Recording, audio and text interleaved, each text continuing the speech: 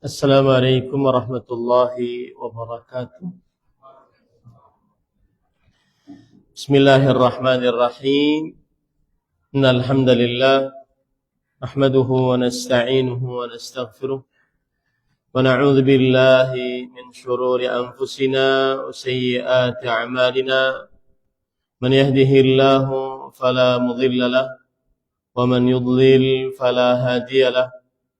وأشهد أن لا إله إلا الله وحده لا شريك له وأشهد أن محمدا عبده ورسوله يا أيها الذين آمنوا اتقوا الله حق تقاته ولا تموتن إلا وأنتم مسلمون يا أيها الناس اتقوا ربكم الذي خلقكم من نفس واحدة وخلق منها زوجها وبث منهما رجالا كثيرا ونساء واتقوا الله الذي تساءلون به والأرحام إن الله كان عليكم رقيبا يا أيها الذين آمنوا اتقوا الله وقولوا قولا سديدا يصلح لكم أعمالكم ويغفر لكم ذنوبكم ومن يطع الله ورسوله فقد فاز فوزا عظيما أما بعد فإن أصدق الحديث كتاب الله وأحسن الهدي هدي محمد صلى الله عليه وعلى آله وسلم وشر الأمور محدثاتها وكل محدثة بدعة وكل بدعة ضلالة wa kulla dhalalatin finnar. Alhamdulillah, kita bersyukur pada Allah Subhanahu wa taala pada hari ini, hari Senin, malam Selasa, malam yang ke-23 dari bulan Dzulhijjah 1447 Hijriah, bertepatan dengan 8 Juni 2026. Kita dimudahkan oleh Allah Subhanahu wa taala untuk duduk bersama kembali membaca di Masjid Imam Utsman bin Affan, Handil Bakti, Barito, Kuala, Kalimantan Selatan, dalam sebuah kajian membaca kitab At-Tauhid alladzi huwa haqqullahi 'alal 'abid. Kitab Tauhid yang merupakan hak Allah Subhanahu wa taala atas hamba-hambanya. Dengan membaca syarahnya Al-Jadid fi Syarhi Kitab Tauhid yang ditulis oleh Fadilat Syekh Muhammad bin Abdul Aziz As-Sulaiman Al-Qar'awi rahimahullah. Salawat dan salam semoga selalu Allah berikan kepada Nabi kita Muhammad sallallahu alaihi wa ala alihi wasallam, pada keluarga beliau, para sahabat, serta orang-orang yang mengikuti beliau sampai hari kiamat kelak. Dengan nama-nama Allah yang husna dan sifat-sifatnya yang ulia, kita berdoa, Allahumma inna nas'aluka ilman nafi'an wa rizqan tayyiban wa amalan mutaqabbala. Allahumma amin. Pada kesempatan kali ini kita membahas bab yang baru, bab yang ke-55. Babu la yuraddu man sa'ala billah. Bismillahirrahmanirrahim. Alhamdulillah wassalatu wassalamu ala Rasulillah wa ala alihi wa sahbihi wa man wala hawla wa la quwwata illa billah. Qala musannif rahimahullah ta'ala, babu la yuraddu man sa'ala billah. 'An Ibn Umar radhiyallahu anhu qala qala Rasulullah sallallahu alaihi wasallam, man ista'ana billah fa'idhuhu wa man sa'ala billah fa'tuhu wa man da'akum fa'ajibuhu wa man sara'a ilaykum ma'rufan fa'abihuhu. فإن لم تجدوا ما تكافئوه فادعوا له حتى تروا أنهم قد كافأوه وكافأتموه. رواه الجمع Taib. Para ikhwan yang dirahmati oleh Allah, bab ke-55, jangan ditolak orang yang meminta dengan menyebut nama Allah.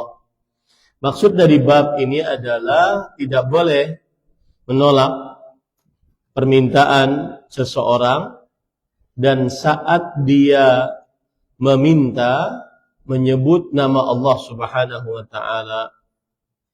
Saya beri contoh, misalkan, demi Allah kamu harus makan siang di tempat saya. Nah, ini tidak boleh kita menolak permintaannya, apalagi ajakan makan siang. Ya. Atau demi Allah kamu tidak saya mohon agar kamu menemani saya pergi ke sana atau ke sini. Maka ini yang dimaksud dengan perkataan atau pembahasan ini. Ya, ini yang dimaksud dengan pembahasan ini. Taib. Dan ini adalah termasuk dari adab Islam di dalam perihal bermuamalah dengan Allah dan dengan makhluk-makhluk Allah, bahwa kita harus mengagungkan nama-nama Allah. Karena orang ini sudah menyebut nama Allah, maka permintaannya yang tidak menyelisihi syariat dan kita sanggup untuk melaksanakannya, kita laksanakan. Ini termasuk daripada adab kita kepada Allah dan adab kita terhadap nama-nama Allah Subhanahu wa taala. Karena nama-nama Allah itu agung. Demi Allah, pagi ini saya berharap engkau sarapan di rumah saya. Nah, ini tidak boleh kita untuk menolak. Saya sering seperti itu waktu masih di Arab Saudi. Orang Arab, entah itu syekh atau teman, mengatakan, billahi alaik, al-uzuma indi. Billahi alaik, demi Allah, di hadapanmu aku bersumpah makan malam di tempat saya. Saya bilang, afwan, gak bisa. Ya akhi, qasamtu billah. Wahai saudaraku, saya sudah bersumpah dengan nama Allah. Nah, ini tidak boleh kita tolak. Karena agungnya nama Allah Subhanahu wa taala. Jadi termasuk hakikat merealisasikan tauhid adalah dengan memenuhi hak-hak dari nama-nama Allah Subhanahu wa taala jika disebutkan. Nah, kemudian penulis membawakan dalil yang artinya dari Ibnu Umar radhiyallahu anhu menuturkan Rasulullah sallallahu alaihi wasallam bersabda, barang siapa yang meminta dengan menyebut nama Allah, maka berilah. Barang siapa yang meminta perlindungan dengan menyebut nama Allah, maka lindungilah. Dan barang siapa yang berbuat baik kepadamu, maka balaslah kebaikannya itu dengan sebanding atau yang lebih baik. Tetapi jika kamu tidak mendapatkan sesuatu untuk membalas kebaikannya, maka doakanlah untuknya dengan sungguh-sungguh sampai kamu merasa bahwa kamu sudah membalas kebaikannya. Hadis diriwayatkan oleh Imam Abu Daud, Imam An-Nasai dengan sanad yang sahih. Baik. Para ikhwan yang dirahmati oleh Allah Subhanahu wa taala, ketika Rasulullah sallallahu alaihi wasallam tadi bersabda, "Man sa'ala billah fa'a'tuhu." Barang siapa yang meminta dengan menyebut nama Allah, maka berilah. Ini menunjukkan pengagungan terhadap permintaan yang menyebut nama Allah di dalam permintaannya. Karena nama Allah adalah agung, maka tidak layak seorang menolak siapa yang meminta dengan nama Allah jika permintaan tersebut boleh. Ya. Jika permintaan tersebut permintaan yang diperbolehkan. Dan hendaknya yang dimintai dan dia sanggup untuk memberikan tanpa membahayakannya, maka dia diperintahkan untuk memberikannya. Jadi ada batasan ya. Saya beri contoh misalkan yang tidak boleh.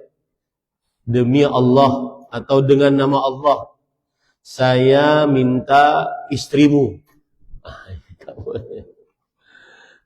Kenapa? Karena itu tidak diperbolehkan.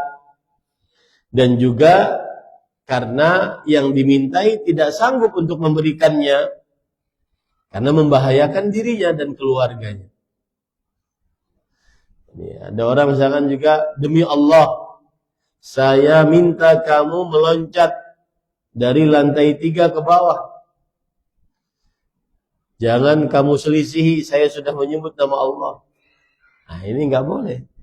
Kenapa? Karena dia tidak sanggup untuk melakukannya dan ada bahaya padanya. Ini para ikhwan yang dirahmati Allah. Kenapa kita harus memenuhi permintaan yang masih boleh dan tidak membahayakan kita dan kita sanggup untuk melaksanakan, menunaikan permintaan tersebut jika disebutkan nama Allah? Karena di dalamnya terdapat pengagungan Allah. Pengagungan nama Allah. Allah berfirman dalam surah Al-Hajj ayat 32, "Dzalika wa man yu'azzim sya'airallah fa innaha min taqwal qulub." Dan demikian itu barang siapa yang mengagungkan syiar-syiar Allah, maka sesungguhnya itu adalah ketakwaan hati. Dan mengagungkan nama Allah, mengagungkan syiar Allah. Kemudian juga kenapa kita apabila ada orang yang meminta sesuatu dan permintaannya boleh dan permintaannya sanggup kita penuhi, permintaannya tidak membahayakan kita dan dia menyebut dengan nama Allah, kita kerjakan permintaannya. Karena itu berarti kita sedang berta'awun, saling tolong-menolong, alal birri wat taqwa, di atas kebaikan dan ketakwaan. Allah berfirman dalam Al-Quran, wa ta'awanu alal birri wat taqwa, dan tolong-menolonglah kalian di atas kebaikan dan ketakwaan. Surah Al-Maidah ayat 2. Maka memberikan permintaan seorang yang di dalam permintaannya menyebut nama Allah, ini termasuk kebaikan. Ini termasuk bir, kebajikan. Ini termasuk yang ma'ruf. Dan dia termasuk saling tolong-menolong di atas kebajikan. Adapun jika permintaannya sesuatu yang tidak boleh, maka tidak boleh ditolong. Kenapa? Karena ketaatan kepada Allah didahulukan di atas segala sesuatu. Dia misalkan, demi Allah, tolong belikan saya minuman keras. Nah, ini tidak boleh. Kenapa? Karena saling tolong-menolong dalam dosa. Maka ketaatan kepada Allah lebih didahulukan dibandingkan tolong-menolong di dalam dosa. Termasuk di dalamnya, di dalam perkara ini adalah tidak pantas seorang muslim untuk menjadikan nama Allah di dalam permintaan-permintaan hal yang remeh-remeh. Hal yang remeh-remeh. Ya. Tidak boleh seseorang membuat orang lain tidak nyaman karena dia menyebutkan nama Allah dalam setiap permintaannya. Dalam perkara-perkara dunia yang sangat remeh, ya, ini tidak boleh. Contoh misalkan, demi Allah, saya minjem penamu. Ini nggak perlu. Demi Allah, saya meminjam sesuatu darimu. Ini kalau seandainya hal-hal yang remeh-temeh, jauhi, karena itu berarti menghinakan nama Allah Subhanahu wa taala. Kemudian juga para ikhwan dirahmati oleh Allah, disebutkan di dalam hadis ini tadi, man yasta'fif yu'iffuhullah. Barang siapa yang tidak meminta sesuatu, maka Allah akan berikan kepada dia. Wa man yastaghni yughnihimullah. Barang siapa yang tidak meminta kepada orang, Allah akan berikan kepada dia. Para ikhwan yang dirahmati oleh Allah, seperti itu. Jadi tidak boleh kita menggunakan nama Allah dalam perihal-perihal yang remeh-temeh. Tapi gunakanlah nama Allah kalau perihal itu penting. Contoh misalkan, ada orang diminta menjadi saksi di pengadilan. Dan dia adalah persaksiannya penting. Sedangkan yang mau bersaksi penting ini, dia agak ragu-ragu. Padahal kalau dia bersaksi, maka kebenaran akan terungkap. Maka dimintailah dengan nama Allah. Demi Allah, saya meminta engkau agar bersaksi sehingga kebenaran terungkap. Nah, ini boleh. Kenapa? Karena menggunakan nama Allah dalam perkara yang penting. Menyelamatkan harta, menyelamatkan nyawa, menyelamatkan kehormatan, menyelamatkan keturunan, menyelamatkan agama, dan seterusnya. Ini boleh. Intinya tidak boleh, dengan bab ini tidak boleh kita menggunakan nama Allah dalam perihal yang remeh-remeh. Gitu ya. Kemudian tadi disebutkan dalam hadis, wa man da'akum fa'ajibu. Yang artinya, barang siapa yang mengundangmu, maka penuhilah undangannya. Di dalam lafaz ini terdapat perintah untuk memenuhi undangan. Karena di dalamnya terdapat ta'liful qulub, artinya penyatuan hati. Di dalamnya terdapat memasukkan kegembiraan kepada orang yang mengundang. Dan di dalamnya terdapat ikatan ukhuwah Islamiyah. Ya, kalau diundang dia datang, maka ini termasuk daripada adab keislaman. Selama undangan tersebut tidak ada di dalamnya kemungkaran, atau undangan tersebut tidak berbahaya. Ya, selama undangan tersebut tidak ada kemungkaran atau tidak berbahaya. Baik. Kemudian tadi disebutkan dalam hadis, man sana'a ilaikum ma'rufan fakafi'uhu. Barang siapa yang berbuat baik kepada kalian, maka balaslah kebaikan itu. Ini menunjukkan bahwasanya Islam mengajarkan kepada umatnya agar bersyukur, berterima kasih kepada kebaikan orang lain dan tidak melupakan kebaikan orang lain. Maka orang beriman senantiasa bukan orang yang melupakan kebaikan orang lain. Orang beriman senantiasa mengenal yang pernah berbuat baik kepadanya. Ya. Saya sering sekali di awal-awal saya turun dakwah di Kalimantan Selatan, 2013 November, 1 Muharram 1435, saya ingat sekali. Maka masih ada dalam benak saya orang-orang yang menolong saya di dalam dakwah. Bukan hanya sekedar memberi sesuatu, tidak, tetapi melapangkan saya untuk menjadi pendakwah. Diberikan medan itu maksudnya lapangan. Saya bisa imam, saya bisa berkhutbah, saya bisa ceramah. Artinya pulangnya saya benar-benar bermanfaat. Nah, ada sebagian orang yang pulang ke Indonesia, dia tidak tahu mau ngapain, karena tidak ada yang mengajaknya, menyediakan lahan, medan untuk dia berdakwah. Orang-orang tersebut masih saya ingat. sampai sekarang. Bahkan sudah saya anggap sebagai keluarga. Begitu juga Rasul sallallahu alaihi wasallam. Beliau ketika berhijrah dari kota Mekah, kota Madinah. Sebelum masuk kota Madinah, beliau tinggal di Bani Amr bin Auf. Di Kuba selama belasan hari.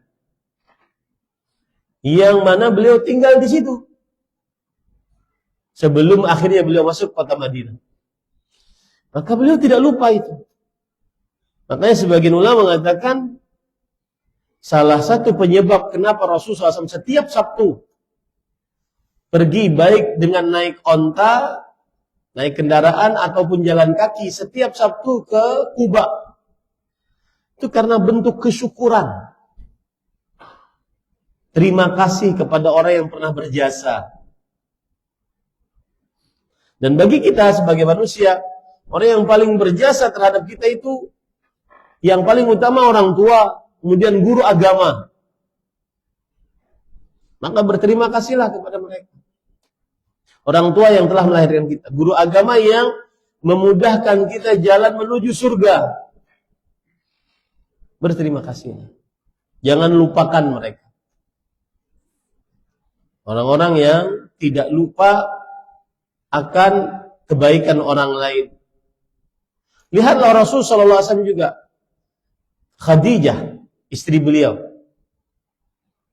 Ada yang mengatakan dari para ulama, beliau adalah manusia pertama secara mutlak yang masuk dalam ajaran agama Nabi Muhammad SAW. Khadijah mengalahkan Abu Bakar.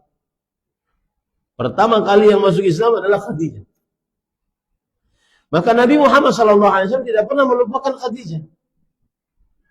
Ketika Aisyah radhiyallahu anha cemburu dengan Khadijah karena Rasulullah SAW sering sekali menyebut-nyebut tentang Khadijah, maka beliau mengatakan, "Laqad abdalallahu laka khairan min dzalik."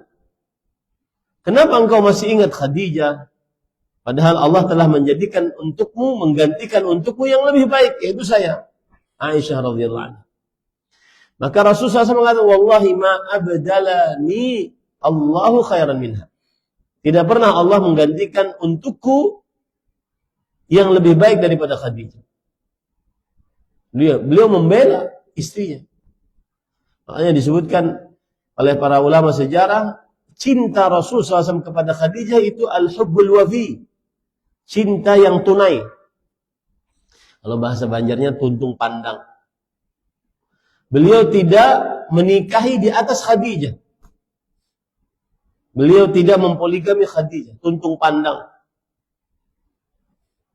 Cintanya tunai kepada Khadijah. Dan kalau benar-benar ingin mencontoh Rasulullah SAW, mungkin seperti itu. Tuntung pandang dulu. Tapi kada tuntung-tuntung ya. Ya.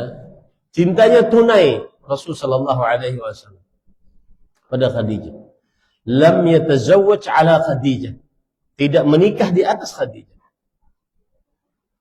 Tuntung pandang beliau. Maka Rasulullah SAW mengatakan kepada Aisyah, "Wallahi ma abdalani khairan minha." Demi Allah, Allah tidak menggantikan untukku yang lebih baik daripada Khadijah. Laqad amanat bi hina kafaranin nas. Sungguh Khadijah telah beriman kepadaku ketika orang-orang seluruhnya kufur kepada. Laqad saddaqatni hina kadzdzabanin nas. Sungguh Khadijah telah mempercayaiku ketika orang-orang seluruhnya mendustakan aku. Laqad wasatni bi nafsiha wa maliha. Sungguh Khadijah telah membelaku dengan hartanya dan nyawanya. Nah, ini yang tidak bisa dibalas. Hina harmanin nas, ketika orang-orang menolongku, tidak mau menolong. Yang tidak bisa juga dilawan dari Khadijah oleh seluruh istri-istri Nabi, laqad razaqani minha walad. Sungguh Khadijah telah memberikan kepadaku harta, anak yang aku tidak mendapatkannya dari seluruh istri-istriku. Saat itu Aisyah radhiyallahu anha mengatakan, aku tidak akan lagi marah dengan Khadijah. Nah, ini contoh bahwa akhlak seorang muslim adalah mengingat orang yang pernah berbuat baik kepada kita. Saya dakwah di ibu kota, di Jakarta khususnya, dan sampai sekarang saya tidak boleh libur, tidak boleh mencukupkan, harus terus datang. Ada orang-orang yang pertama-tama datang, pertama-tama saya dakwah, mereka yang menyambut, mereka yang menyediakan tempat, mereka yang menyediakan mobil. Ya. Ini susah untuk dilupakan. Yang mana dulu ini cerita, ya, cerita dulu. Sekarang alhamdulillah sudah dimudahkan oleh Allah dengan ada-adanya orang-orang yang masya Allah juga luar biasa untuk dakwah. Dulu kalau saya kajian misalkan dari pagi, subuh saya kajian di masjid ini misalnya. Nanti duha di masjid lain. Nah, orang yang kajian duha ini sudah menyebut saya subuh di sini. Kemudian dibawa ke situ. Kemudian nanti habis asar atau habis maghrib kajian lagi. Nanti orang yang habis maghrib ini jemput saya. Jadi estafet. Dan biasanya kalau jemput-jemput begitu, estafet begitu, itu susah untuk istirahat. Karena kesempatan ngobrol dengan ustadz. Antum saja nggak pernah ngobrol sama saya. Kalau orang di luar itu kesempatan ngobrol sama ustadz. Ya. Ngobrol sama Ustaz Ahmad. Enggak setiap orang bisa temu. Nah, antum kan karena keseringan jadi dianggap biasa aja. Kalau orang-orang luar daerah seperti itu. Ini bukan membanggakan, tidak. Seperti itulah kejadiannya. Nah, ada orang-orang dari pertama seperti itu. Masih ingat sampai sekarang dan harus diingat. Yang pertama kali ngajak umroh setelah pulang ke Indonesia. Itu harus diingat. Yang pertama kali ngajak membimbing jamaah haji. Itu kebaikan-kebaikan yang susah untuk dilupakan. Ini maksud saya, adab seorang muslim tidak boleh melupakan kebaikan orang. Sebagaimana hadis Rasul sallallahu alaihi wasallam. Ini menunjukkan bahwasanya agar orang mukmin itu sifatnya bersyukur, berterima kasih atas kebaikan orang lain dan tidak melupakan kebaikan orang lain. Bahkan kita membalas kebaikan orang lain. Rasul sallallahu alaihi wasallam bersabda, "La yashkurullaha man la yashkurun nas." Tidak bersyukur kepada Allah orang yang tidak berterima kasih kepada manusia. Hadis riwayat Imam Abu Daud dan Imam Tirmidzi. Kalau seandainya kita tidak sanggup untuk membalas dengan harta atau hadiah yang sama, maka balaslah dengan doa. Seperti mengucapkan jazakallahu khairan. Dan tidak perlu ditambah kathiran, enggak perlu. Karena lafadznya begitu. Jazakallahu khairan. Dalam hadis riwayat Imam Tirmidzi, Rasul sallallahu alaihi wasallam bersabda, "Man sana'a ilaihi ma'ruf فَمَنْ سُنِعَ إِلَيْهِ مَعْرُوفٌ فَقَالَ لِفَاعِلِهِ جَزَاكَ اللَّهُ خَيْرًا فَقَدْ أَبْلَغَ فِي الثَّنَاءِ. Barang siapa yang dibuatkan untuknya kebaikan, lalu ia mengucapkan jazakallahu khairan, sampai situ saja. Yang artinya semoga Allah membalasmu dengan yang lebih baik. Khairan itu sebenarnya adalah ismut tafdhil, kata komparasi. Lebih baik. Khairan. Maka sungguh dia telah melebihkan di dalam pujian. Jadi ucapan jazakallahu khairan itu adalah ucapan terima kasih yang paling tinggi. Gitu. Jazakallahu khairan. Berarti kalau saya sedang mengucapkan jazakallahu khairan, itu berarti saya berterima kasih yang paling tinggi. Hadis riwayat Imam Tirmidzi. Dan dari sisi tauhid, bahwa bab ini menunjukkan pengagungan terhadap nama Allah. Sesungguhnya nama-nama Allah tidak disebut kecuali pada posisi pengagungan. Pada posisi pengagungan. Dan tidak boleh menjadikan nama-nama Allah sebagai sarana untuk bermain-main. Atau membuat orang tidak nyaman. Nah, nggak boleh itu. Ya. Ini tidak diperbolehkan. Allah berfirman dalam Al-Quran surat Al-Baqarah ayat 224. وَلَا تَجْعَلُوا اللَّهَ عُرْضَةً لِأَيْمَانِكُمْ. Jangan kalian jadikan Allah sebagai main-main di dalam sumpah-sumpah kalian. Nggak boleh. Ya, sekali lagi ini nama Allah wajib untuk dijaga dari segala sesuatu yang tidak layak terhadap nama-nama Allah Subhanahu wa taala. Naam. Baik. Kemudian penulis mengatakan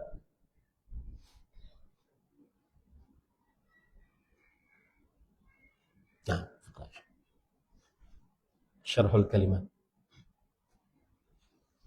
ثم قال المصنف رحمه الله تعالى في شرح الكلمات لما كان الإسلام يدعو إلى الأهداف السامية والغاية العالية أمر النبي صلى الله عليه وسلم في هذا الحديث المسلم بأن يكفوا شرهم وشر غيرهم عن الاستعاذة بالله وذلك بأن يقولوا له سندا ونصرا وأن يحققوا طلب من صالحهم بالحق ما لم يكن في ذلك ضرر أو مشقة عليهم وذلك تعظيم لله عز وجل وتكريم للسائل ودرعا للمحبة في نفوس الآخرين وأن يجيبوا دعوة من دعاهم بغنيمة العرس وأن يجيبوا دعوة من دعاهم بغنيمة عرس أو غيرها وذلك تقوية لأواصر المحبة بينهم وتثبيتا للمودة والألفة وأن يكافئوا من عمل له معروفا فإن لم يستطيعوا فإن عليهم أن يدعوا له حتى يظنوا أنهم كافؤوه وذلك رفعا لنفس المرزول له عن المنة وتطييبا لقلب الباقي. Baik, para ikhwah, kemudian penulis atau pensyarah menjelaskan bahwa karena Islam menyeru kepada tujuan-tujuan yang mulia, kemudian hal-hal yang luhur, maka Nabi Muhammad SAW dalam hadis ini memerintahkan kaum muslimin agar menahan gangguan dan keburukan mereka dari orang yang meminta perlindungan dengan nama Allah. Bahkan hendaknya mereka menjadi sandaran dan penolong baginya. Maksudnya apa? Jadi kalau seandainya ada orang minta perlindungan dengan nama Allah, padahal orang ini jahat, tapi dia menyebutkan dengan nama Allah, maka kita lindungi dia. Saya beri contoh. Maling dikejar oleh masyarakat. Lalu dia masuk ke dalam rumah. Lalu dia berkata, "Pak, demi Allah, tolong saya agar saya tidak dipukuli. Serahkan mungkin saya kepada polisi, tapi tolong jaga saya agar tidak dipukul." Maka ini boleh kita tolong. Kita jaga, tidak ada yang boleh masuk ke dalam rumah kita karena dia meminta pertolongan dengan nama Allah. Bukan berarti kita membenarkan kemalingannya, perbuatan malingnya. Paham ya, pada ikhwah? Nah, ini pada ikhwah. Jadi kita berikan kepada dia sesuatu pertolongan agar dia dihukumi dengan yang sebenarnya, bukan hukuman massa, bukan hukuman apa sih istilahnya, hukuman pribadi, Ya. Nah, ini tidak boleh para ikhwan dirahmati. Itu maksudnya. Kemudian penulis juga mengatakan Nabi Muhammad SAW juga memerintahkan agar mereka memenuhi permintaan orang yang meminta dengan menyebut nama Allah. Selama dalam hal itu tidak ada mudarat. Itu syarat pertama. Kita penuhi permintaan orang selama tidak ada bahaya. Dan atau kesulitan bagi mereka. Hal itu dilakukan sebagai bentuk pengagungan kepada Allah, penghormatan kepada orang yang beriman, serta untuk menanamkan rasa cinta di hati orang lain. Nah, kemudian tadi dalam penjelasan juga beliau, Nabi Muhammad SAW juga memerintahkan agar kaum muslimin memenuhi undangan orang yang mengundang mereka, baik undangan walimah pernikahan maupun selainnya. Hal itu menguatkan ikatan cinta, kasih sayang dan keakraban di antara mereka. Baik, para ikhwan yang dirahmati Allah. Sekarang kita ingin bahas masalah hukum menghadiri undangan. Apakah itu walimatul urs ataukah hukum undangan secara umum? Para ikhwan yang dirahmati oleh Allah Subhanahu wa taala. Maka jawabannya adalah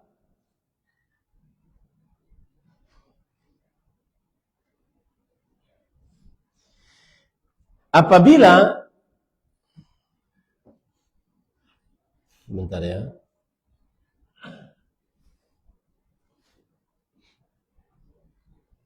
Ini biasanya dibincangkan oleh para ulama di dalam bab pernikahan. Ya, dalam bab pernikahan.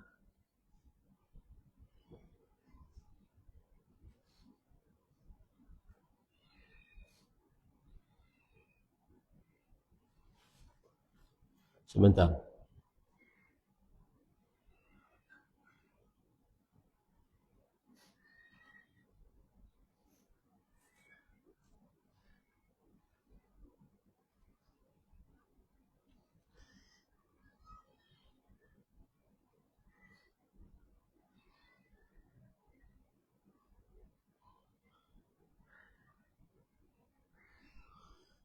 Baik. Hukum menghadiri undangan resepsi pernikahan atau walimah al-urs. Maka wajib menghadiri undangan pernikahan. Ini madhab jumhur.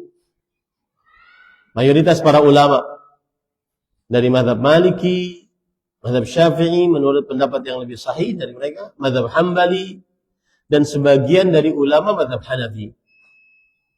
Wajib. Bahkan ini adalah pendapat kebanyakan para ulama. Bahkan dinukilkan ijma' atasnya. Wajib menghadiri undangan walimatul urs. Berkata Ibnu Hazm, jumhurus sahabati wat tabi'in ala ma dzakarna min ijabid da'wah.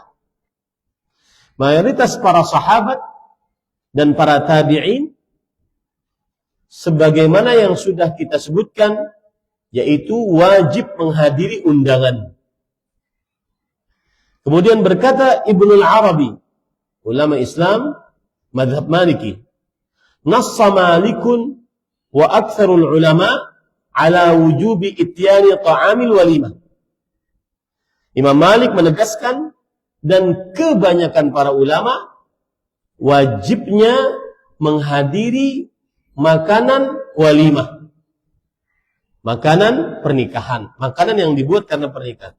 Jadi apa sih arti walimah? Walimah itu artinya makanan yang dibuat. Urus artinya apa? Pernikahan. Jadi walimatul urus adalah makanan yang dibuat karena pernikahan.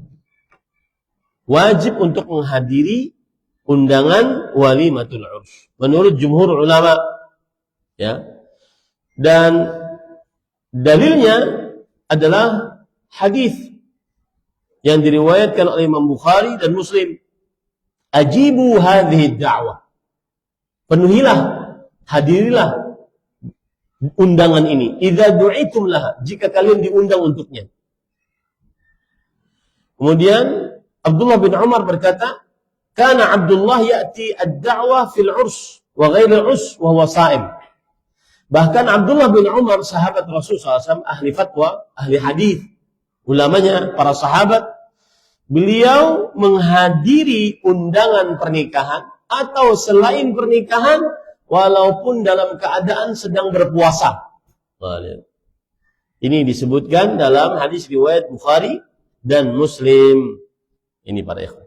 Kemudian juga dalam hadis riwayat Bukhari lain dari Abu Musa al-Ash'ari radhiyallahu anhu, beliau berkata, Nabi Muhammad sallallahu alaihi wasallam bersabda, ajibud da'i, penuhilah orang yang mengundang. Ini umum, bukan hanya undangan pernikahan saja, undangan umum, maka penuhilah. Begitu juga dalam hadis riwayat Imam Muslim dari Abu Hurairah radhiyallahu anhu, Rasulullah SAW bersabda, idza du'iya ahadukum falyujib. Jika diundang salah seorang di antara kalian, maka hadirilah. Fa in kana sha'iman falyusalli. Kalau dia sedang berpuasa, maka salatlah. Yang dimaksud dengan salat, falyad'u li ahli at-ta'ami bil barakah wal khair wal maghfirah. Dia menghadiri lalu salatlah. Maksudnya mendoakan kepada orang yang menyediakan makan, keberkahan, kebaikan, dan ampunan. Dan ini dijelaskan oleh Al-Qasim bin Salam di dalam kitabnya Gharibul Hadith. Yang dimaksud, doakanlah. Jadi kita puasa, diundang orang, kita hadiri. Maka sholatlah. Sholatlah di sini maksudnya adalah doakan orang yang mengundang tersebut mendapatkan keberkahan, kebaikan, dan ampunan. Wa in kana muftiran falyat'am. Tapi kalau seandainya puasanya dia batalkan, maka dia makan.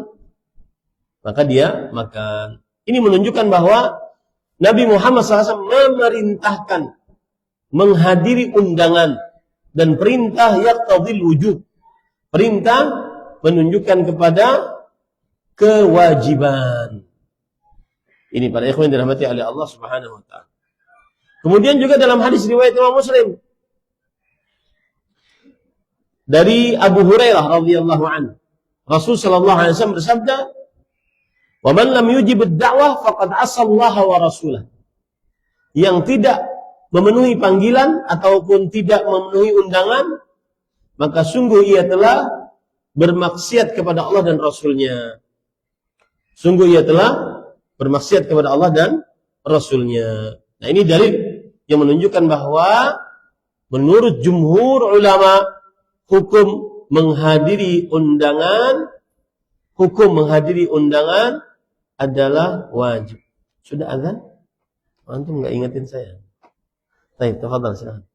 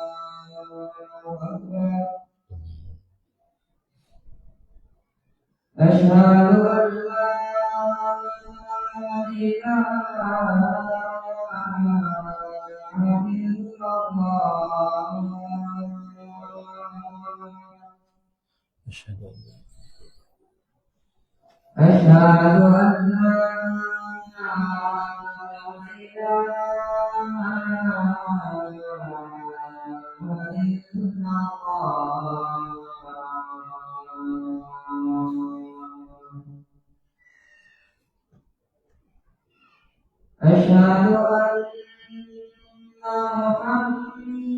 محمدا رسول الله أشهد أن محمدا رسول الله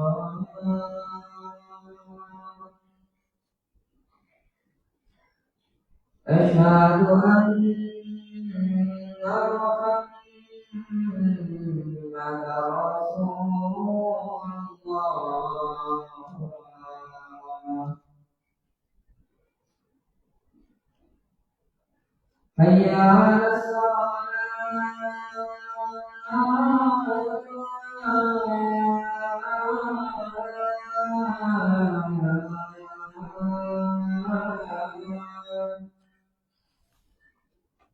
حي على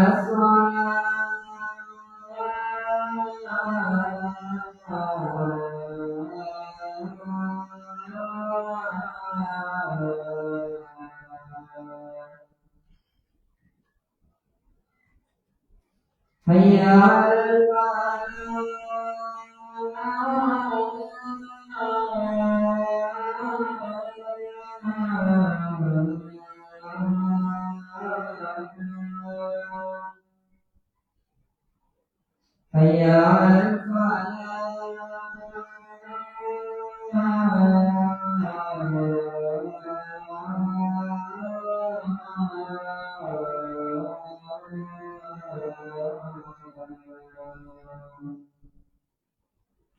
الله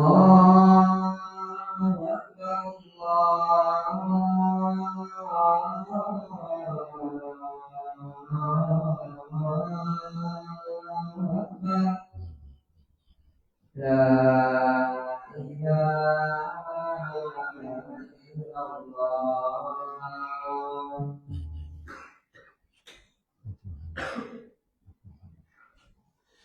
Baik, kita lanjutkan. Para ikhwan yang dirahmati oleh Allah, saya akan menyebutkan keadaan-keadaan yang tidak wajib menghadiri undangan. Yang pertama, apabila undangan tersebut di dalamnya terdapat kemungkaran, meskipun undangan pernikahan. Kalau dia mengetahui bahwa dalam undangan tersebut ada kemungkaran, maka gugur kewajiban untuk memenuhi undangan. Jika dia mengetahui di dalamnya ada kemungkaran dan dia tidak sanggup untuk mengingkarinya, maka dia tidak boleh menghadirinya. Dan ini dengan kesepakatan mazhab fikih yang 4. Ya, mazhab Maliki, Hanafi, Maliki, Syafi'i dan Hambali. Bahkan dinukilkan ijma' atasnya. Seperti perkataan Ibnul Arabi, ittafaqal ulama'u ala annahu idza ra'a munkaran aw khafa an yarahu annahu la yujib.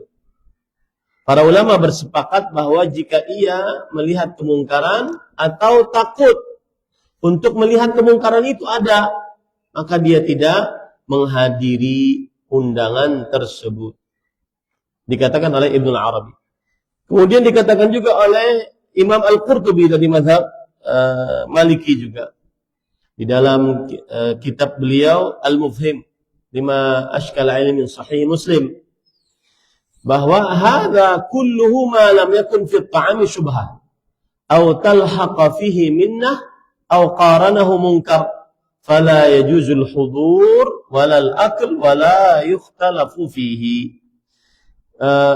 Undangan itu wajib dihadiri kalau seandainya di dalamnya tidak ada makanan yang syubhat atau di dalamnya terdapat terlalu kesombongan di dalam makanan tersebut, atau di dalamnya terjadi kemungkaran, maka tidak boleh menghadiri dan tidak boleh makan. Dan ini tidak ada khilaf di antara para ulama rahimahumullahu ta'ala. Naam. Kemudian juga riwayat yang menunjukkan akan hal ini adalah hadis riwayat Imam Ahmad dari Abu Mas'ud Al-Ansar radhiyallahu anhu, bahwa ada seorang lelaki yang membuat makanan lalu ia mengundang orang. Kemudian orang tersebut bertanya, afil baiti surah, di dalam rumah ada gambar makhluk hidup enggak? Kemudian yang mengundang mengatakan, na'am, iya. Fa'aba an yadkhul hatta kasara surah. Maka yang diundang, yaitu Abu Mas'ud Al-Ansari, tidak mau masuk sampai beliau gambarnya dihancur, baru beliau masuk ke dalam rumah. Ini para ikhwan. Baik, kalau terjadian begini, dia hadir, tapi tidak tahu di dalamnya ada kemungkaran, dia nggak tahu. Maka para ikhwan dirahmati Allah, kalau dia menghadiri ternyata di dalamnya ada kemungkaran yang belum tahu sebelumnya, maka dia keluar. Atau sebelumnya dia larang. Ya. Kalau dia tidak bisa melarang, dia keluar dan tidak boleh duduk. Dan ini mazhab jumhur, mazhab Maliki, Syafi'i dan Hambali. Allah berfirman dalam surah Al-An'am ayat 68, ini dalilnya. Wa idza ra'aital ladzina yakhuduna fi ayatina fa'arid 'anhum hatta yakhudu fi haditsin ghairi. Wa imma yunsiyannaka syaitanu fala taq'ud ba'da dzikra ma'al qaumidz zalimin. Dan jika engkau melihat orang-orang yang mengolok-olok di dalam ayat-ayat kami, maka berpalinglah dari mereka sampai mereka masuk ke dalam pembicaraan lain. Jadi tidak boleh duduk bersama mereka. Ya. Dan jika syaitan melupakanmu, maka jangan duduk bersama mereka setelah peringatan. Tidaklah duduk bersama mereka setelah peringatan kecuali orang-orang yang zalim. Nah, ini riwayat menunjukkan bahwa tidak boleh hadir apabila di dalamnya kemungkaran yang sudah kita ketahui. Kalau tidak kita ketahui kemudian kita hadir, maka kita larang. Kalau tidak bisa melarang, maka kita keluar. Tidak boleh ikut duduk. Ya. Kemudian keadaan yang kedua. Keadaan yang boleh kita tidak menghadiri undangan walimah. Yaitu jauhnya undangan tersebut. Saya pernah diundang ke Australia. Saya bilang, antum tiketnya ada enggak? Nyediakan saya. Enggak ada, Ustaz, cuma undangan doang ini. Ya enggak bisa dong. Kejauhan. Karena tempat undangannya terlalu jauh. Maka ini gugur kewajiban menghadiri undangan. Kemarin saya pulang dari Surabaya ke Banjarmasin malam-malam. Samping saya ada pasangan suami istri. Kemudian pas landing Banjarmasin baru beliau berani ngomong, Ustaz Fulan ya? Iya. Ibu saya sering mengirimkan video-video Ustaz. Dari mana Mas? Oh, dari Kota Baru Ustaz. Ini habis menghadiri undangan Surabaya. Undangan pernikahan. Berarti kan dia dari Banjarmasin ke Surabaya untuk hanya sekedar menghadiri pernikahan. Maka boleh saja kalau seandainya dia punya biaya. Kalau tidak ada biaya maka tidak mengapa. Gugur kewajibannya. Nah, habis itu biasanya minta foto. Dalam keadaan muka masih sembab, guring. Karena biasanya di pesawat pakai masker, guring. Habis guring-guring gitu biasanya kalau ada yang kenal minta foto. Nah, itu repotnya di zaman perfotoan. Kalau yang minta laki-laki masih aman. Meminta yang perempuan repot. Tergantung iman. Nah, kemudian para ikhwan yang dirahmati oleh Allah, hukum menghadiri keadaan yang kedua. Apabila yang mengundang adalah resepsi pernikahan orang kafir. Maka gugur kewajiban menghadiri undangan resepsi pernikahan orang kafir. Nggak boleh kita hadir. Kenapa? Karena di dalam resepsi itu biasanya ada proses-proses ritual agama. Tidak boleh kita menghadirinya. Dan ini mazhab jumhur, mazhab Maliki, Syafi'i dan Hambali. Rasulullah SAW bersabda, haqqul muslim 'alal muslim hak orang Islam di atas orang Islam lainnya, yaitu ijabatud da'wah, menghadiri undangan. Nah, ketika ada kata hak muslim, berarti menghadiri undangan itu berkaitan dengan muslim saja. Ya, orang kafir tidak. Nah, kemudian selanjutnya adalah hukum menghadiri undangan walimah jika kita sangka yang mengundang ini hasil hartanya adalah hasil dari pekerjaan haram. Kebanyakan hartanya dari hasil yang haram. Kerja pada bidang ribawi, menjual barang-barang haram seperti musik, patung, melukis lukisan orang-orang yang bernyawa. Saya punya kenalan di Jogja. Beliau masuk Islam, kalau tidak salah masuk Islam ya. Kemudian kenal dakwah salaf. Pelukis terkenal. Tidak bisa saya sebut namanya.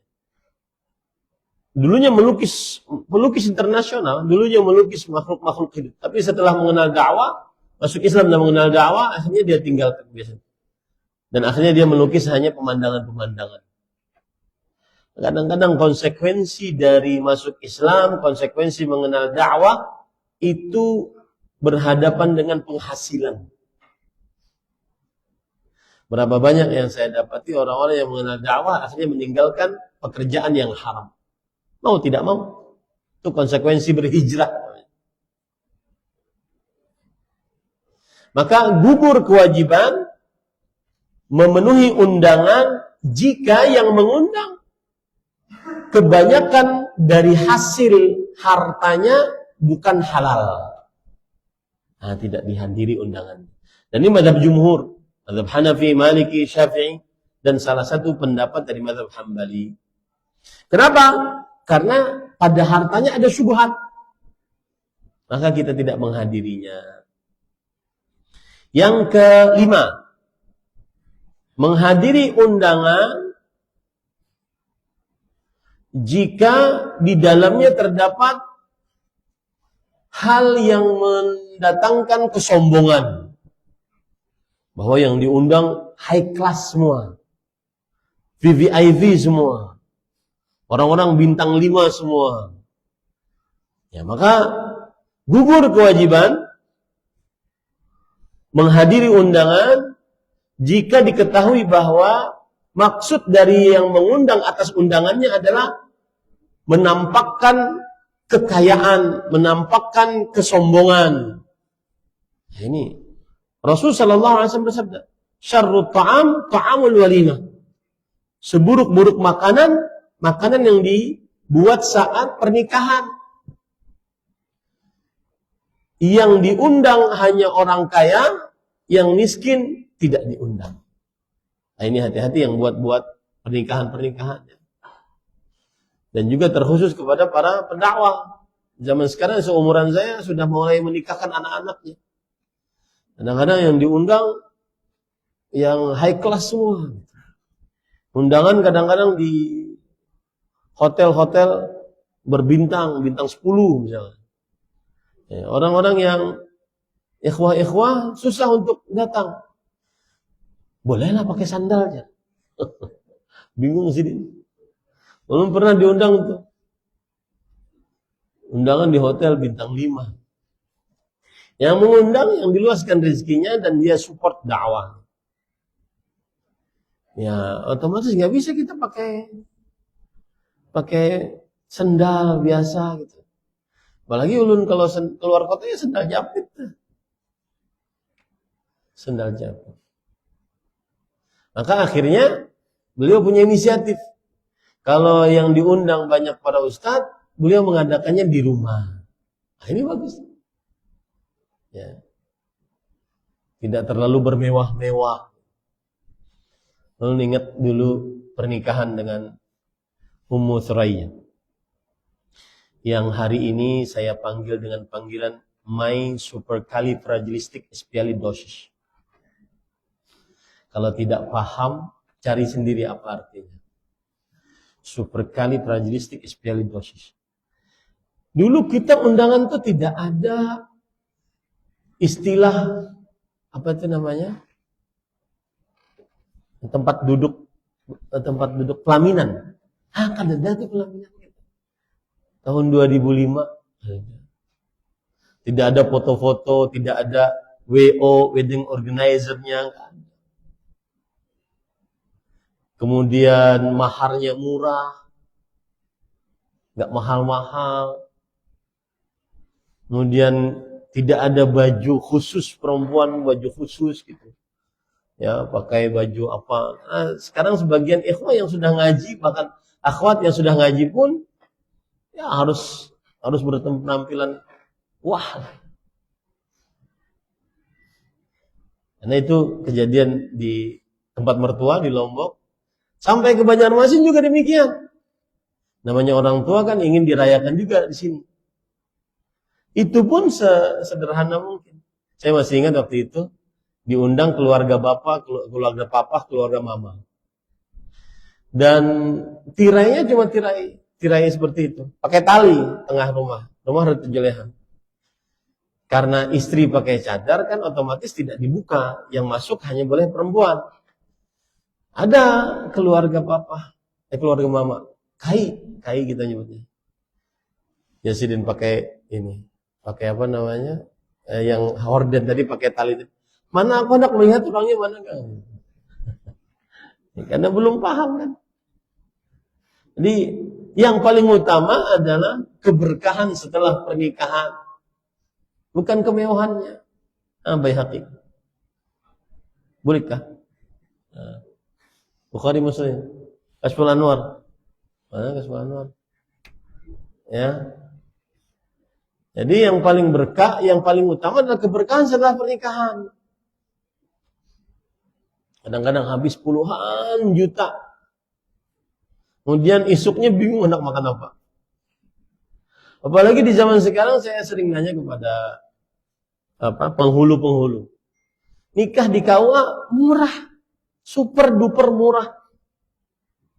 Tidak perlu terlalu banyak wah apa gitu. Ini kadang-kadang orang tua perempuan yang menganggap bahwa kalau tidak dirayakan seperti tidak menghormati anak. Tidak menghormati keluarga perempuan. Tidak menghormati keluarga besar. Yang paling utama kan sahnya itu. Aku nikahkan anak perempuanku dengan fulan bin fulan. Ku terima. Yang paling utama kan itu. Ini kalau di zaman sekarang ada foto-foto, ada wedding organizer. Meskipun saya tidak menentang wedding organizer. Boleh-boleh saya silakan. Cuma jangan bermewah-mewah. Bagi yang tidak sanggup bermewah-mewah. Ya. Ini sekarang sudah berpikir nih. Karena anak-anak sudah tahun ini sudah lulus SMA. Kalau dia minta nikah, Abdullah mau nikah. Oh, saya nikahkan itu. Asalkan tetap lanjut sekolah. Ya. Apalagi di zaman sekarang, zaman yang penuh dengan syahwat, mata tidak terjaga. Ini calon alumni dari pesantren saya. Kalau sudah di luar, tinggal jaga diri sendiri. Tinggal bertawakal kepada Allah. Kalau yang punya istri, dia bisa bergaul dengan istrinya. Kalau yang belum punya istri, lihat yang haram-haram, cuma sekedar melihat, tidak bisa melampiaskan. Ya? Di zaman syahwat sangat besar. Maka tidak boleh atau gugur, bukan tidak boleh ya, gugur kewajiban menghadiri undangan yang jika diketahui di dalam undangan tersebut ingin bersombong-sombongan, menampakkan kemewahan. Lebih baik tidak hadir. Saya pernah diundang oleh orang yang diluaskan rezekinya. Kemudian undangannya di rumah. Saya kira seperti di Banjarmasin kan, undangannya di rumah. Ya berarti tidak perlu harus pakai sepatu apa segala macam. Saya cuma pakai jubah begini, jubah putih. Ternyata yang hadir pakai jas, pakai. Kita mau keluar mobil tuh malu. Ternyata ada kawan yang juga ya seperjuangan dakwah juga sama dengan begitu. Oh berarti ada kawan sudah ikut sama-sama. Ini para ikhwan yang dirahmati Allah.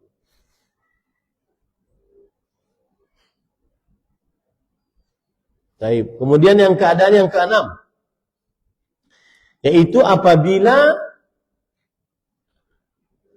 yang diundang hanya orang-orang yang dilapangkan rezekinya, high class gitu. Maka gugur kewajiban untuk menghadiri undangan yang seperti ini. Jika dikhususkan undangannya hanya untuk orang-orang yang diluaskan rezekinya, gugur kewajiban. Dan ini mazhab Maliki, kemudian mazhab Syafi'i, dan sebagian dari mazhab Hambali. Sebagaimana hadis yang sudah saya sebutkan tadi, hadis riwayat Muslim, syarrut ta'am ta'amul walimah, yamna'uha man ya'tiha wa yud'a ilaiha man ya'baha. Seburuk-buruk makanan pernikahan. Undangannya menolak orang yang ingin datang karena memerlukan untuk makan, karena dia mungkin tidak punya duit untuk makan. Sedangkan yang tidak mau datang malah diundang. Dan diluaskan rezekinya, tidak mau datang malah diundang. Nah ini pada itu yang keenam.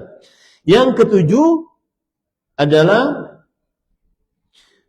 keadaan bagaimana kalau seandainya ada undangan, tetapi ada undangan sebelumnya. Jadi ada dua undangan. Yang satu lebih dulu, yang satu belakangan. Maka gugur kewajiban menghadiri undangan yang didahului undangan sebelumnya. Wajib menghadiri undangan yang datang sebelumnya. Wajib menghadiri undangan yang datang sebelumnya. Ya, ini para ikhwan yang dirahmati Allah. Kemudian juga pesan saya nih. Saya teringat karena menceritakan walimah, terbayang walimah yang keliru ya. Meskipun sudah ngaji, saya beberapa kali menghadiri undangan. Bukan di Banjarmasin supaya tidak ada yang terkena perasaannya. Ada suatu ketika ada undangan, sudah pisah nih, laki-laki dan perempuan pisah bagus. Cuma kan ada kamera. Kamera ini menggabungkan antara keadaan laki-laki, penampakan di laki-laki, penampakan di perempuan. Nah ini nggak boleh dilihat oleh orang banyak. Ah ini nggak boleh. Ini tidak boleh bermudah-mudah. Ya. Dan tidak ada yang tegas di dalam hal ini kecuali orang-orang yang mengusung dakwah sunnah. Jangan bermudah-mudah. Tapi sangat ironi kadang-kadang di zaman sekarang sebagian orang yang mengusung dakwah sunnah sudah mulai bermudah-mudah. Dimulai dari pendakwahnya. Mulai bermudah-mudah. Ya. Tidak ada kamera yang menyorot bagian perempuan kemudian disambungkan ke TV yang bisa dilihat oleh seluruh undangan laki-laki. Nggak ada. Kasihan perempuannya. Dijaga oleh orang tuanya sedemikian rupa. Kemudian ketika hari yang begitu sakral aturannya, kemudian diperlihatkan dia dalam keadaan dandanan lengkap. Ah ini nggak boleh. Harus ada rasa ghairah kita, rasa cemburu kita di dalam diri kita. Ya, tidak diperbolehkan. Dan seperti yang saya ungkap tadi, tidak ada yang tegas di dalam perkara ini kecuali kebanyakan orang yang mengusung dakwah sunnah. Karena rasa cemburu yang ada dalam diri. Agar anak perempuan kita tidak terlihat oleh orang. Ya. Saya sudah menghayal nanti kalau anak-anak nikah di rumah saja. Undangannya boleh silakan tapi nikahnya di rumah saja. Sederhana aja. Yang penting hijab qab. Lebih mudah, lebih berkah. Khairun nisa aisaruhunna ma'unah. Sebaik-baik perempuan yang paling mudah biaya pernikahannya. Ingat. Sebaik-baik perempuan yang paling mudah biaya pernikahan. Ini para ikhwan yang dirahmati oleh Allah SWT.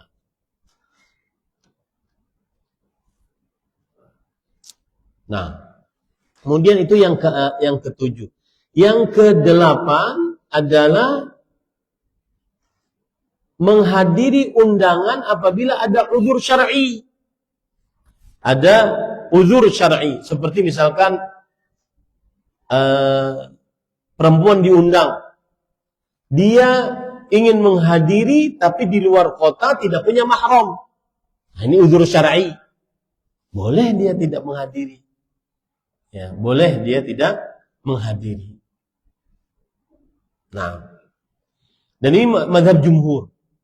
Mazhab Maliki, Syafi'i, Hambali. Atau uzur syar'i, hujan.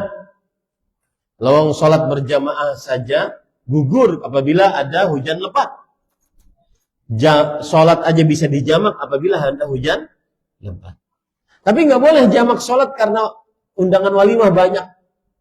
Nah, nggak boleh itu. Bukan uzur syar'i itu. Paham ya?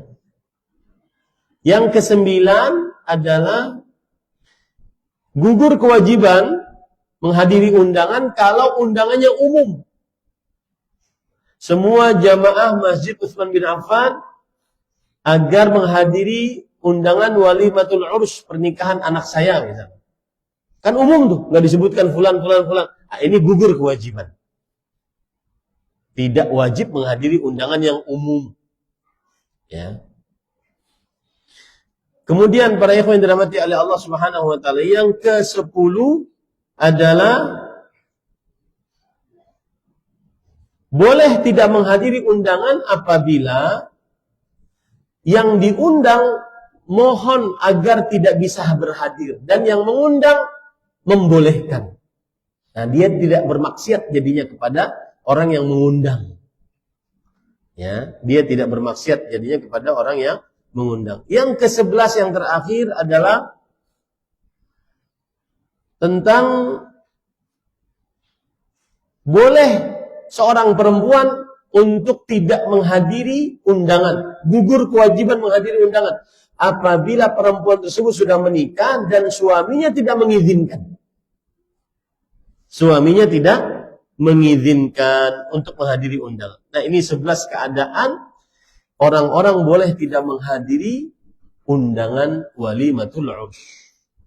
Nah, baik. Iqra al-fawaid. ثم قال المصنف رحمه الله الفوائد وجوب دفع الشر عن الاستعاذة بالله. Baik. Bab ini mempunyai faedah. Satu, wajib menolak keburukan dari orang yang meminta perlindungan dengan nama Allah. Maksudnya adalah kita tidak boleh membiarkan orang yang meminta perlindungan dengan nama Allah, maka kita wajib menolongnya. Tidak boleh kita membiarkannya. Nah, الثاني وجوب إعطاء السائل ما سأله بالله إذا كان السائل محتاجا أو مضطرا لذلك ولم يكن على المسؤول بالإجابة ضرر ولم يكن السؤال في مكروه أو محرم. yang kedua, wajib memberi orang yang meminta dengan nama Allah apabila ia benar-benar membutuhkan atau terpaksa. Selama tidak ada bahaya bagi orang yang diminta. Dan permintaan itu bukan dalam perkara yang makruh atau haram. Jadi syaratnya dua. Yang dimintai tidak berbahaya. Kemudian perkara yang dimintai bukan perkara yang makruh atau haram. Maka apabila ada orang yang meminta dengan nama Allah, maka lakukan. Nah.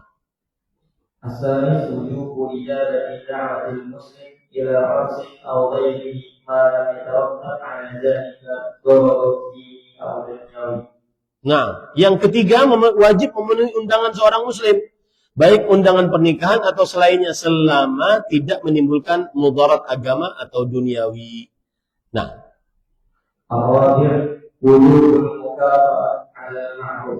yang keempat, wajib membalas kebaikan orang yang telah berbuat baik. Nah, munasabatul hadis lil bab. Munasabatul hadis lil bab haitsu dalla haditsun ala wujubi i'ta'i man sa'ala billah. Nah, hadis ini menunjukkan kepada wajibnya kita untuk memberi orang yang meminta dengan nama Allah Subhanahu wa taala. Meminta dengan nama Allah Subhanahu wa taala. Nah. Munasabatul hadis at-tauhid. Haitsu dalla haditsu ala tahrim raddi man sa'ala billah li'anna dzalika munafi ta'zimillah wa dzalika munafi tauhid. Apa hubungan hadis dan bab ini dengan tauhid? Bahwa hadis ini sesuai dengan tauhid, yaitu menunjukkan haramnya menolak orang yang meminta dengan menyebut nama Allah. Menolak orang yang meminta dengan menyebut nama Allah tanpa ada alasan yang benar berarti merendahkan pengagungan terhadap Allah. Merendahkan pengagungan terhadap nama Allah karena dia menyebutkan nama Allah di situ. Demi Allah saya mohon bantu saya. Kalau itu tidak membahayakan kita, kemudian yang diminta itu tidak sesuatu yang makruh atau haram, maka kita wajib untuk memberinya agar di dalamnya terdapat pengagungan terhadap nama-nama Allah Subhanahu wa taala. Nah, itu yang bisa disampaikan bab yang ke-55, agak panjang bab ke-55 ini. Mudah-mudahan bermanfaat, apa yang baik dari Allah Subhanahu wa taala. Wallahu a'lam. Ada pertanyaan? Nah, silakan.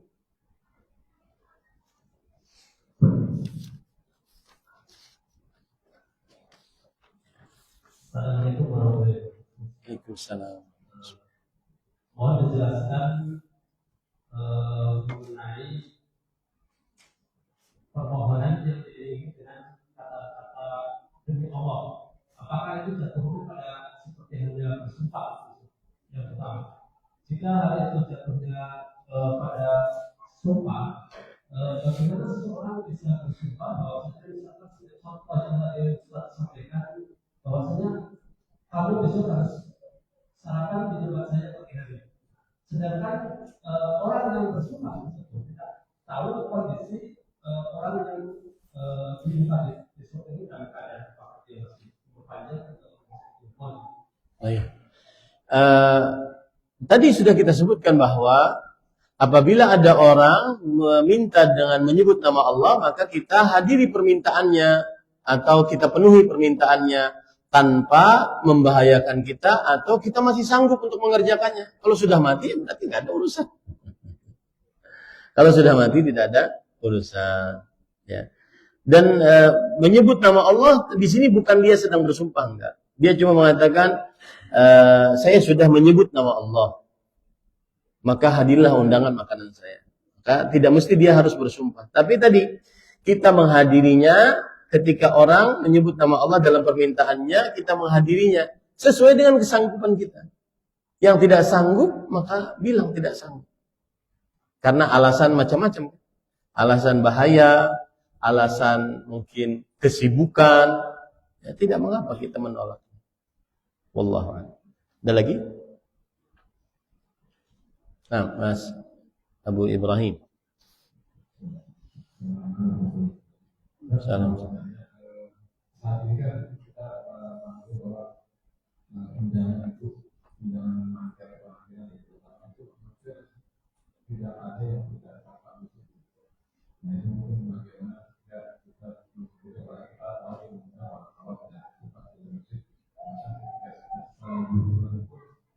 itu bisa pendek itu dan tadi disampaikan tentang pinjaman soal boleh ada kemudian karena sebenarnya boleh kita menjawab tentang ada alasan mungkin saya terkait tentang ada kesibukan atau apa sehingga kita menjawab. Bismillah, alhamdulillah. Yang pertama adalah tadi sudah kita sebutkan bahwa apabila ada kemungkaran gugur kewajiban. Sudah disiasati juga. Belum datang jam 8 setelah. Sekalinya organ tunggalnya mulai jam 8.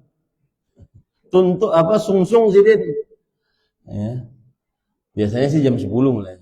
Jam 10, jam 9. Maka siasati. biasanya kalau ulun ya, biasanya diawalkan atau diakhirkan. Yang penting hadir. Ya, diakhirkan atau diawalkan yang sudah tidak ada lagi musiknya. Pokoknya kalau kita tidak bisa mengelak, maka tidak gugur kewajiban. Gugur kewajiban. Taib. Ada hukum jamak sholat ya. Saya akan bahas secara mendalam tentang menjamak sholat. Para ikhwah yang dirahmati oleh Allah Subhanahu wa taala, untuk perihal menjamak sholat, maka di sana ada sebab-sebab yang diperbolehkan seseorang untuk menjamak sholat. Yang pertama safar, yang kedua sakit, yang ketiga orang wanita yang istihadah, terlalu banyak keluar darah. Kemudian yang keempat hujan, yang kelima rasa takut, yang keenam menyusui. Ada sebagian yang membolehkan untuk hal tersebut, ya. Kemudian yang ketujuh atau yang kedelapan adalah menolak agar tidak sulit. Apa yang antum sebutkan tadi, kemudian yang kedelapan menjamak di Arafah dan di Muzdalifah. Nah, ini beberapa hal yang disyariatkan untuk menjamak. Ada dalil yang antum sebutkan tadi bahwa menjamak bukan karena sesuatu tidak ada karena apa-apa gitu. Boleh menjamak. Maka para ikhwan yang dirahmati oleh Allah Subhanahu wa taala, coba perhatikan hadis berikut ya. Hadis dari Abdullah bin Umar radhiyallahu anhuma. Sebentar.